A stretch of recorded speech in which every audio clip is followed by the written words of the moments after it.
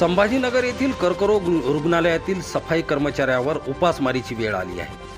अचानक कोणतीही पूर्वसूचना न देता कंत्राटदाराने कर्मचाऱ्यांचा पगार कपात केला आहे।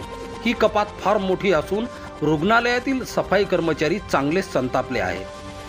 ते आंदोलनास बसले आहेत। दरम्यान कर्मचाऱ्यांनी काम बंद आंदोलन केल्याने रुग्णसेवेवर त्याचा परिणाम जाणवला। कर्मचाऱ्यांचा पगार वेळेवर करण्यात यावा, तसेच पगार कपात त्वरित मागे घेऊन कंत्राटदारावर कारवाई करण्यात यावी अशी मागणी होत आहे। Bureau report, Sambhajinagar. Cancer hospital या ठिकाणी आंदोलन करता येईल, काय कारण आहे? काळ्या किती लोक आंदोलन करतात? आम्ही गेल्या 10 ते 12 वर्षापासून या घाटीमध्ये काम करत आहोत आणि गेल्या 10 वर्षापूर्वी आम्हाला 3 ते 4 हजार पगार होता।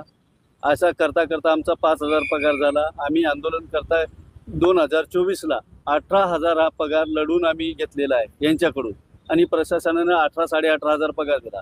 पण अचानकपणे या प्रशासनाने आम्हाला कुठल्याही विश्वासात न घेता आता 2025 मागच्या महिन्यात जानेवारीपासून आम्हाला यांनी 13, 12 असा 11,000 रुपये हा पगार डायरेक्टली दिलेला आहे। म्हणजे 5 ते 6,000 रुपयानं आम्हाला पगार कमी झाले।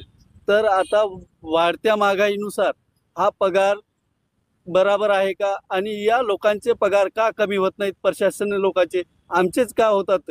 याच्यावर आमचा या प्रशासनाला विषय आहे आणि त्याच्यामुळं आम्ही हे आंदोलन करत आहे।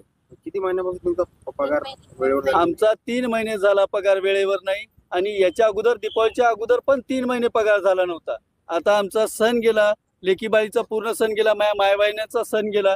या सणाच्या दिवशी सुद्धा प्रशासनाने पगार केला नाही, कुणाच्या घरात खायला नाही।